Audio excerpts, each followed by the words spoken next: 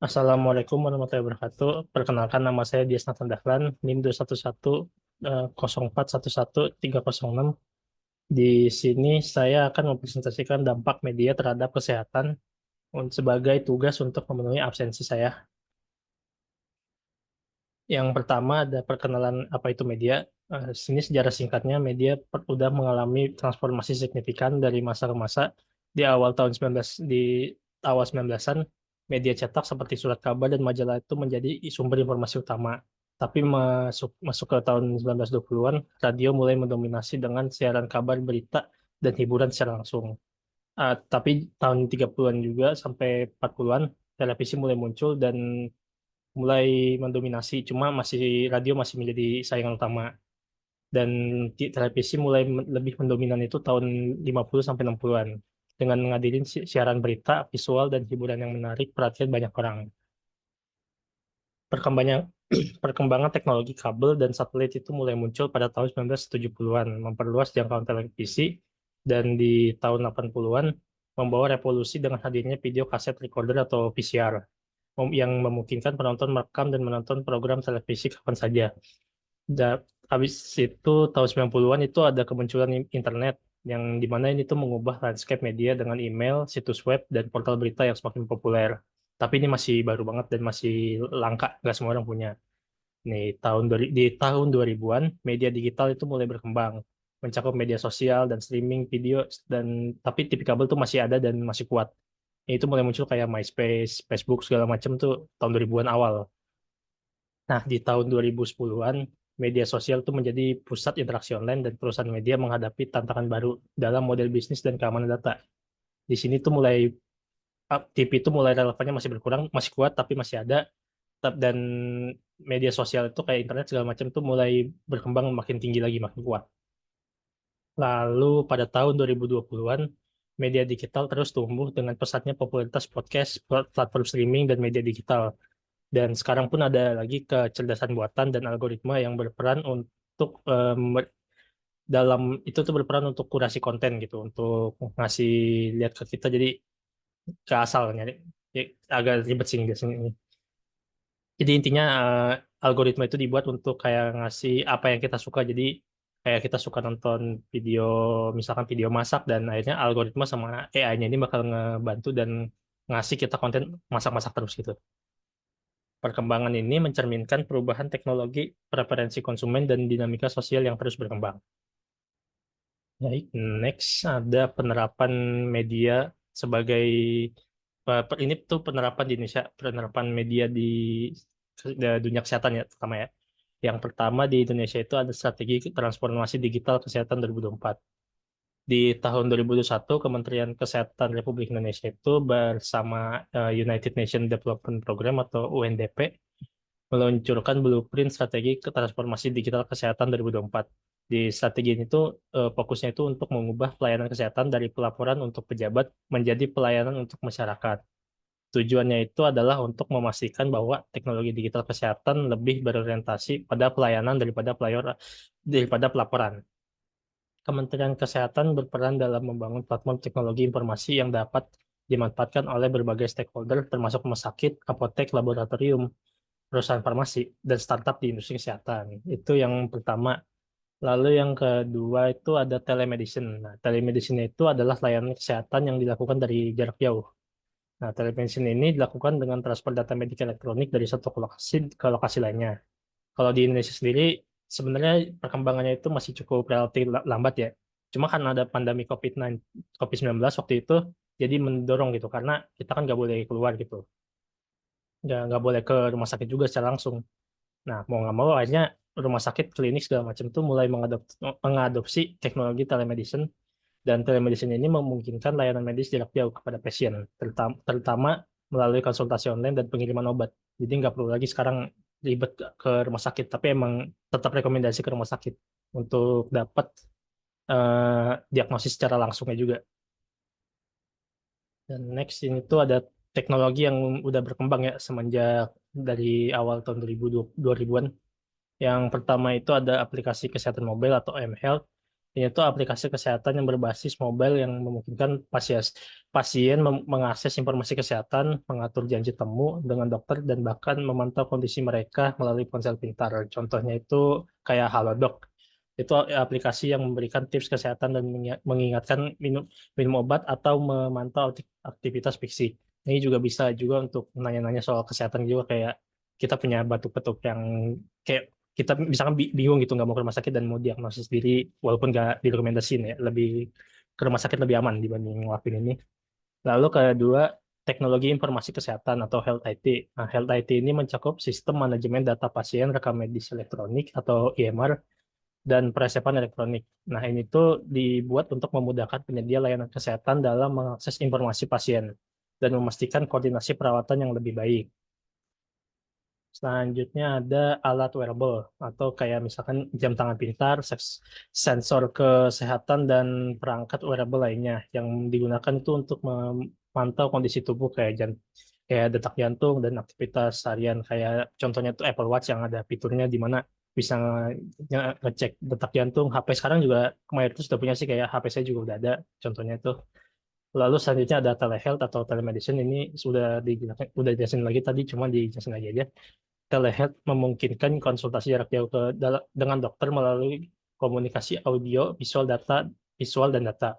Lalu telemedicine itu mencakup diagnosis, perawatan, dan pengobatan melalui teknologi dan media digital. Contohnya itu seperti yang tadi bilang tadi, konsultasi via video call sama dokter dan pengiriman resepnya itu secara online. Nah, selanjutnya ini ada dampak media. Kayak sebenarnya kita emang nggak dipungkiri lagi sih, media itu punya dampak besar dan banyaknya itu positif, tapi ada juga negatif. Nah, berikutnya dampaknya. Yang pertama dampak positif.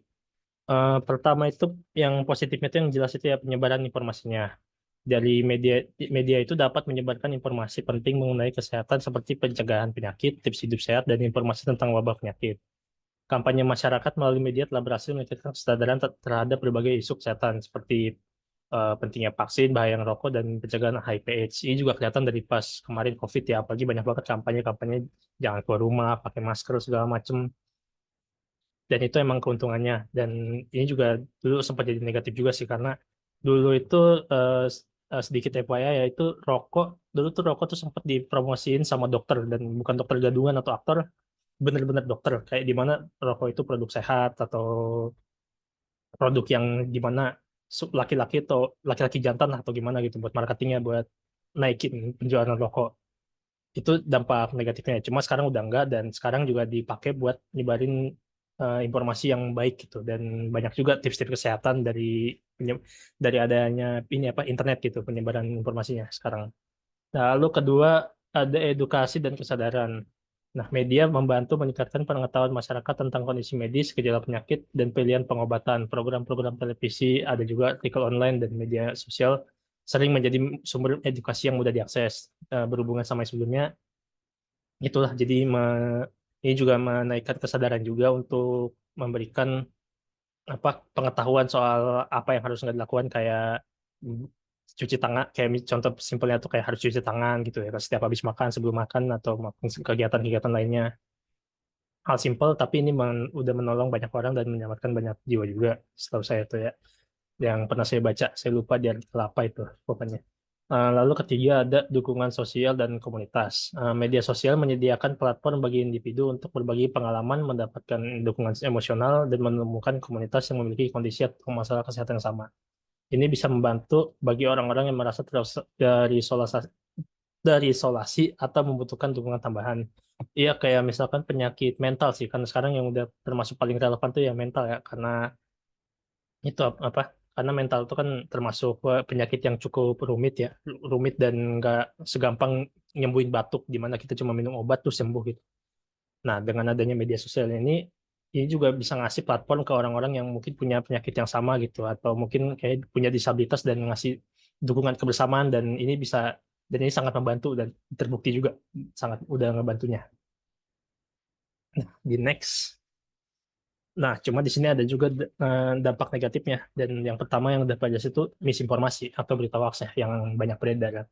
Media juga dapat menjadi sumber penyebaran informasi yang salah satunya yang salah atau menyesatkan tentang kesehatan. Ini bisa berbahaya, seperti kasus penyebaran mitos anti vaksin yang menyebabkan penurunan tingkat vaksinasi dan peningkatan peningkatan kasus penyakit yang dapat dicegah. Ya, contohnya tuh pas COVID juga sempat heboh itu ya, di mana katanya banyak banget berita hoax ya, kayak minum, terutama di Amerika, kayak kayak pernah ada beritanya tuh minum pemutih buat nyembuhin COVID, dan itu termasuk hal paling gila, dan ada yang percaya, ada yang jadi korban juga. Terus vaksin juga katanya itu vaksin tuh eh, malah bukan nyembuhin, malah bikin bahaya juga, dan masih banyak lah hoax lainnya.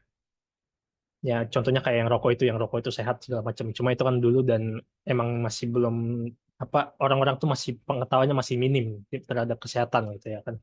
Cuma kalau yang sekarang tuh ya yang jelas tuh emang dari COVID sih. Yang COVID tuh banyak banget mitos-mitosnya itu. Kayak yang paling gila itu tower 5G, katanya itu nyebabin COVID itu. Dan orang-orang banyak yang ngebakar, dan vandalisme, apa, ngevandalisme tower-tower itu. Gak ber, emang gak berhubungan sama kesehatan, cuman itu yang terjadi dan orang percaya. Vaksin juga itu ya. Nah, lalu kedua, pengaruh gaya hidup yang tidak sehat. Nah, iklan makanan cepat saji, minum alkohol, dan produk tembakau sering mendominasi media. Promosi gaya hidup yang sehat, selain itu representasi yang tidak realistis tentang tubuh di media dapat menyebabkan masalah citra tubuh dan gangguan makan. Ini karena ini tuh berhubungan sama yang ini sih, marketing iklan segala macam sih ya. Karena sekarang juga apalagi ada algoritmenya ya. Jadi ya karena mereka mau untung, ya mereka mendorong itu terus gitu ke depan mata kita. Dan ditambah lagi, kalaupun nggak perusahaannya, itu justru orang-orang kayak influencer contohnya. Influencer ada aja yang kayak ngepromosin atau ngelakuin terus, dan orang-orang yang ikut, yang ngelihatnya pun ya jadi terinfluence dan ya ikut-ikutan aja. Dan produk tembakau juga termasuk yang relevan juga, seperti yang saya bilang sebelumnya lagi, ya dulu yang dimana dokter ngerokok dan itu direkomendasiin langsung sama mereka, di mana rokok itu bisa sehat, atau rokok itu eh, rokok Marlboro itu rokok buat perempuan, padahal sebenarnya kan rokok ya rokok aja, dan itu bahaya dan nggak bikin sehat. Itu contohnya. Terus yang ketiga ada stres dan kecemasan.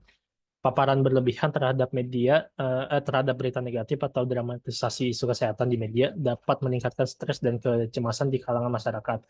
Media juga dapat memberikan tekanan untuk tampilan sempurna, baik dalam hal fisik maupun gaya, yang dapat berdampak pada kesehatan mental. Ya sama seperti sebelumnya juga, ini udah, kalau ini kita rasa udah tahu juga sih. Karena kan kalau sekarang banyak berita juga yang dilebih-lebihin ya, bahkan COVID juga waktu itu sempat juga dilebih-lebihin, kayak ya gimana gitu ya, kayak seolah ini tuh hal-hal yang benar-benar bisa ngancurin dunia lah gitu. Waktu itu pernah saya lihat, ya cuma emang ternyata enggak, dan hal ini tuh emang bisa ngebuat kita tuh jadi makin ya khawatir, dan kalau hal yang worst case scenario-nya itu ya jadi ini histeria, dan ya begitulah kira-kira.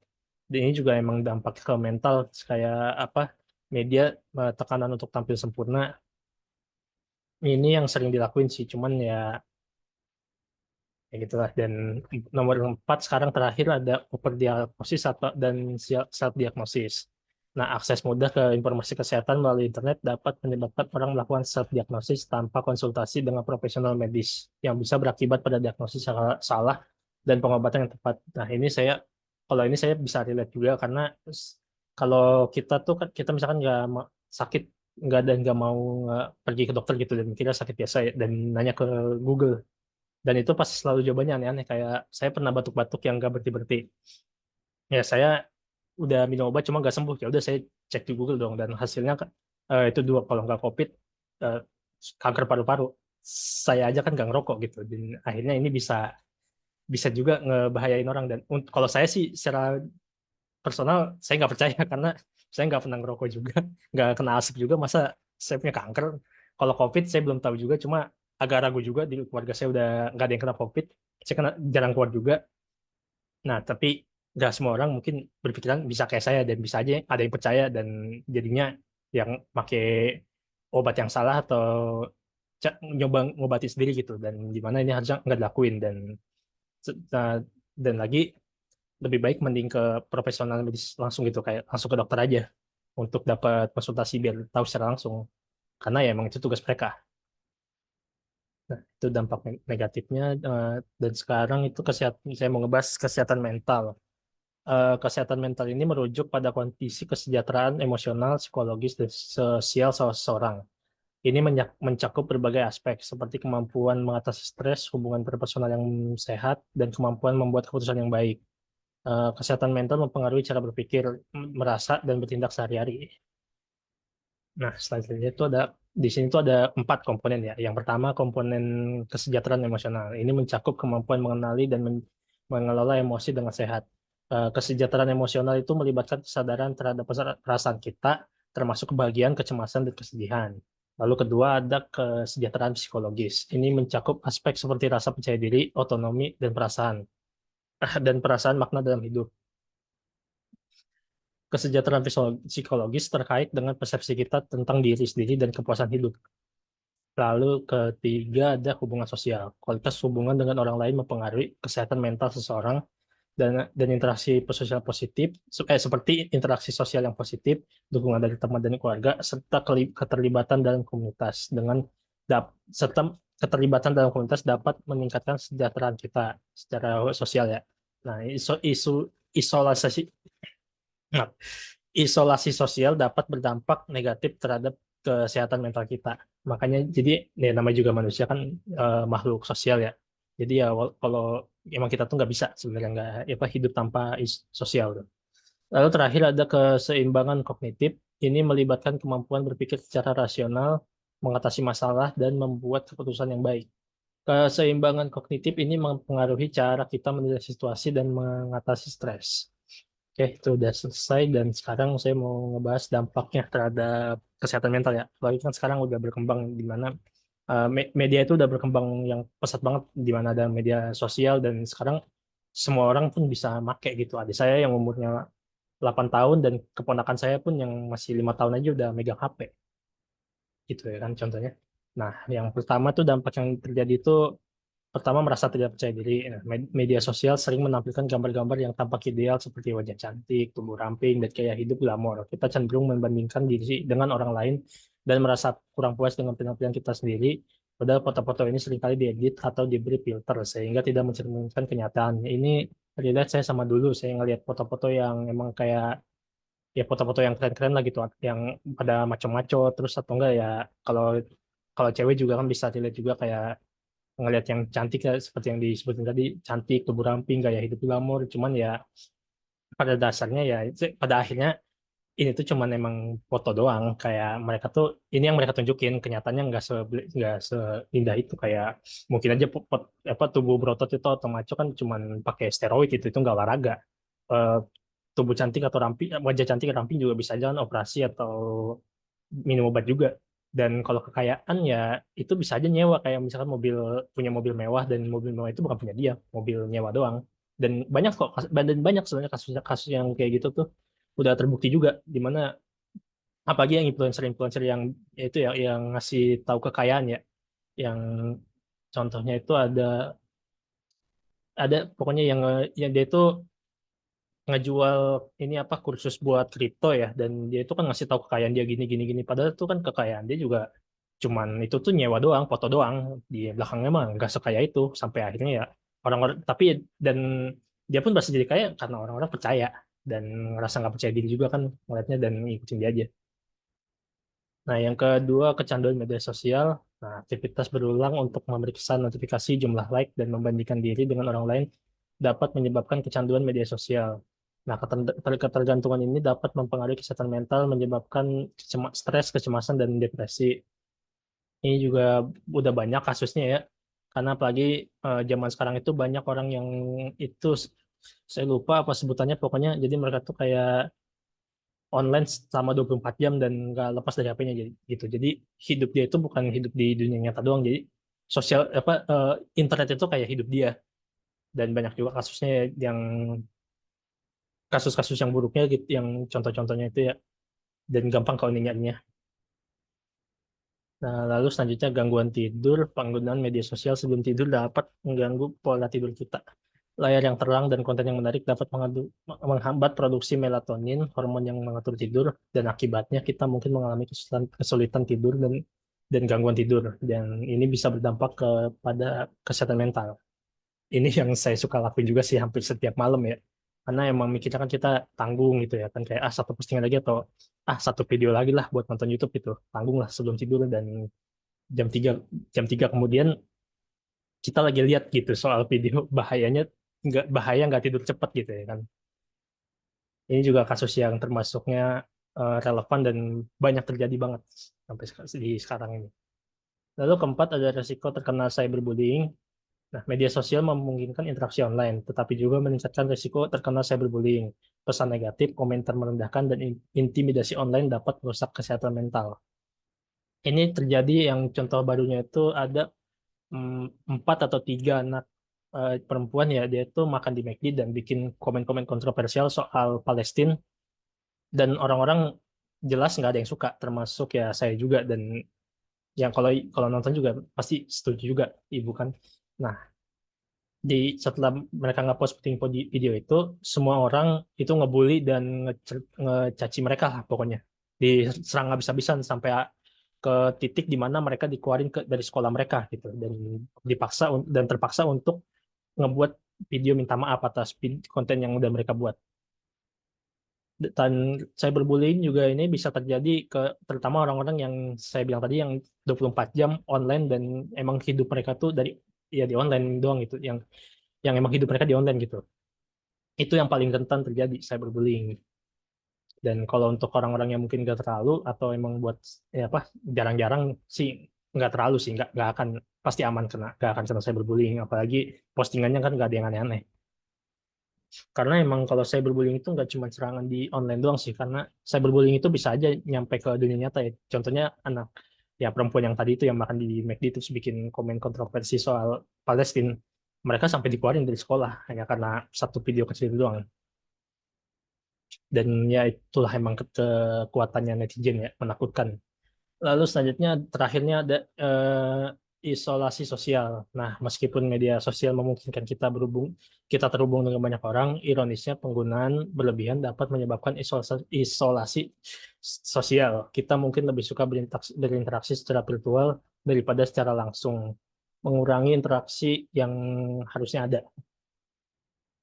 Ya, ini juga banyak terjadi. Kayak temen saya punya keponakan, dan jadi keponakannya itu emang dari kecil tuh udah online ya, udah bener-bener online, nggak kayak kita kita misalkan gitu ya kan. Kita kan kalau generasi saya sempat bergaul sama teman-teman terus keluar lah gitu, sempat main. Nah, kalau dia tuh emang dari awal tuh dikasih HP, udah kasih media sosial gitu, dikasih internet sih terutama ya. Nah, hasilnya ya dia jadi antisosial dan nggak mau keluar lah, jarang banget gitu mau diajak keluar juga. Nah, itu dampak yang diberikan kepada mental dan negatif sih emang mayoritas tuh. Nah, di sini ada referensi yang saya gunain untuk dapetin materi-materi yang saya buat tadi. Dan terakhir, ya terima kasih. Sekian presentasi dari saya. Kalau ada kurang lebihnya mohon maaf. Wassalamualaikum warahmatullahi wabarakatuh.